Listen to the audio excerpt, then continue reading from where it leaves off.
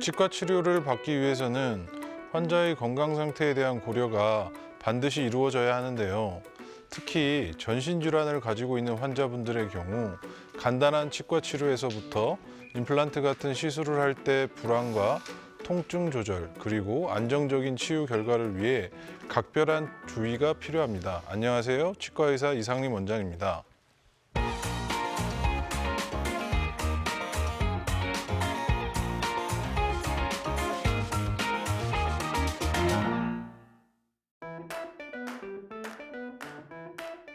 골다공증이라는 것은 골밀도 감소를 보이는 상태로 특히 여성, 중년부터 위험성이 증가하며 골다공증 치료를 위해 약물을 복용하게 됩니다. 이때 치과 치료와 연관되는 약은 비스포스포네이트 계열의 약물입니다. 이 약물은 우리 몸속 뼈를 흡수하는 파골세포의 활동을 감소시키는 약제인데, 다른 뼈와 달리 턱뼈는 골 개조 속도가 굉장히 빨라 약물이 축적되면서 골 괴사가 일어날 수 있습니다. 치아 그리고 뼈의 변화가 동반되는 치과 치료 시 잇몸이 덮이지 않아 뼈가 그대로 드러나고 골수염이 생기기도 합니다. 골다공증 약물 치료가 항상 골괴사를 일으키는 것은 아니나 골대사 약물을 2년 이상 복용한 경우, 먹는 약이 아닌 주사 형태로 맞는 경우, 그리고 스테로이드제가 추가로 투여된 경우에는 골괴사 위험이 증가합니다. 하지만 다행히 칼슘이나 비타민 D, 호르몬 제제는 큰 위험 요인이 되지 않습니다. 골 변화가 예상되는 치과 치료가 예정돼 있다면 담당 주치의와 상의하여 골다공증 약물 투여를 중단하는 약물 휴지기를 가져야 합니다. 골대사 관련 약물을 장기간 복용한 경우 약물 투여를 중단하더라도 회복이 느려지기 때문에 치과 치료 시 한꺼번에 많은 치료를 하기보다는 치료 범위를 줄여서 최소 침습적인 방법으로 진행을 합니다.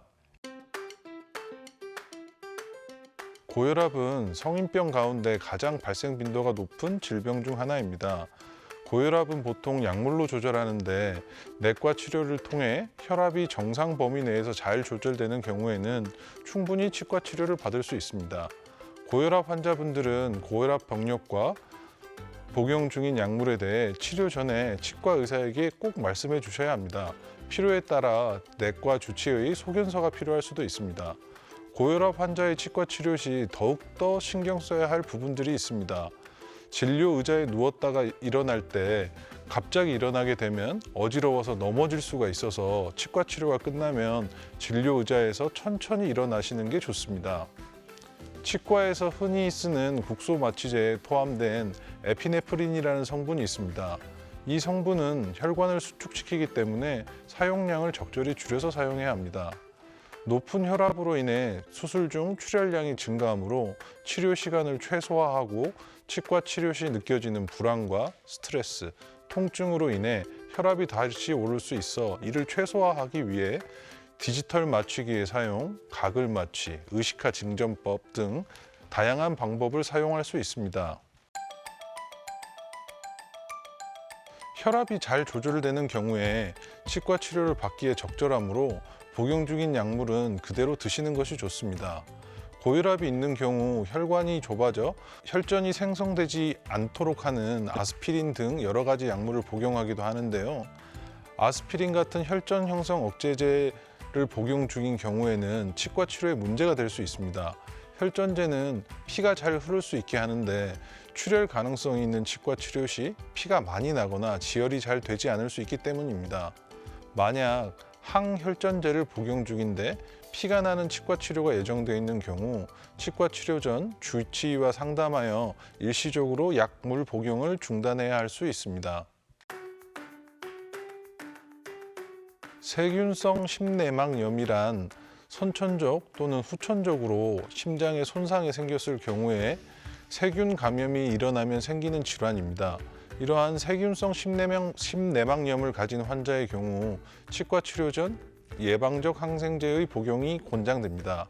허혈성 심장질환인 협심증과 심근경색의 경우 고혈압 환자와 마찬가지로 스트레스의 최소화, 마취제의 제한된 사용이 필수적입니다. 항응고제를 복용 중인 상태에서 발치나 수술 같은 피가 나는 치과 치료 시 출혈 위험이 있기 때문에 담당의에 문의하여 약물 중단 등 주의사항을 확인하여야 합니다. 하지만 약물을 중단할 때의 위험이 치과 치료를 하지 않았을 때의 위험성보다 크다면 치과 치료를 미루는 것이 좋고, 일시적인 약물 중단이 가능한 경우에는 빠르고 확실한 치과 치료를 진행하는 것이 좋습니다. 간혹 항응고제를 중단할 수 없는 경우에는 입원하여 치과 치료를 받기도 합니다. 그리고 치과 치료를 받은 후에도 발열 여부를 항상 체크해야 합니다. 심장 질환을 가진 경우, 그렇지 않은 경우에 비해 세균 감염 위험성이 큽니다. 따라서 입속에 문제가 생기기 전에 미리 꼼꼼하게 예방 관리를 해주는 것이 중요합니다. 양치질을 할 때나 평소에 입안에 상처가 생기지 않도록 주의하는 것이 좋습니다. 당뇨병 환자는 다양한 치과적인 문제를 겪을 수 있습니다. 예를 들면 아주 심한 잇몸 염증이나 여러 부위 잇몸에 고름이 차는 치주농양이라는 질환이 생길 수 있습니다. 혈당 수치가 200 이상으로 잘 조절되지 않는 당뇨 환자의 경우 출혈이 발생하는 치과 치료를 받는다면 치료 부위가 감염될 가능성이 높아집니다. 혈당 수치가 200 이하로 잘 조절되는 당뇨 환자의 경우 일반인보다 감염 가능성이 좀 더 높긴 하지만 출혈이 발생하는 치과 치료를 받아도 큰 문제가 되지는 않습니다. 당뇨병 환자 치료 시 치과 치료의 원칙은 저혈당을 방지하기 위해 치료 당일 아침 식사를 반드시 하시고 내원하셔야 하며, 치료는 오전 10시경이 적당합니다. 중등도의 당뇨 환자의 경우 주치의 자문을 받아 예방적 항생제 복용 후 치과 치료를 시행하기도 합니다. 축농증의 원인은 크게 치과적인 원인과 이비인후과적인 원인으로 나누어 볼 수 있습니다. 대부분의 경우 축농증은 이비인후과 영역으로 생각하기 때문에 이비인후과 진료만을 받고 낫지 않는다고 고생하시는 경우도 많습니다. 축농증의 원인 중 약 20%는 치과와 관련된 문제이기 때문에 이비인후과와 치과 진료를 받는 것을 권해드립니다. 치아 뿌리 끝의 염증이 위턱뼈를 녹이면서 위쪽으로 점점 더 진행하여 상악동이라고 하는 코 양옆 공기주머니를 감염시키며 축농증을 유발하게 됩니다.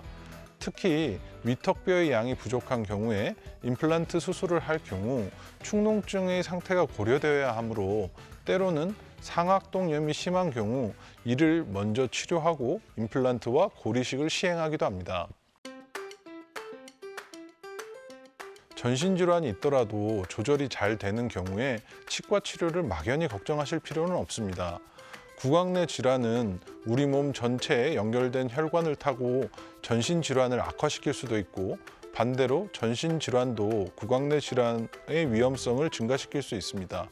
또한 입속 건강은 영양 섭취에도 중요한 요소이기 때문에 오히려 적극적인 치과 치료가 필요합니다.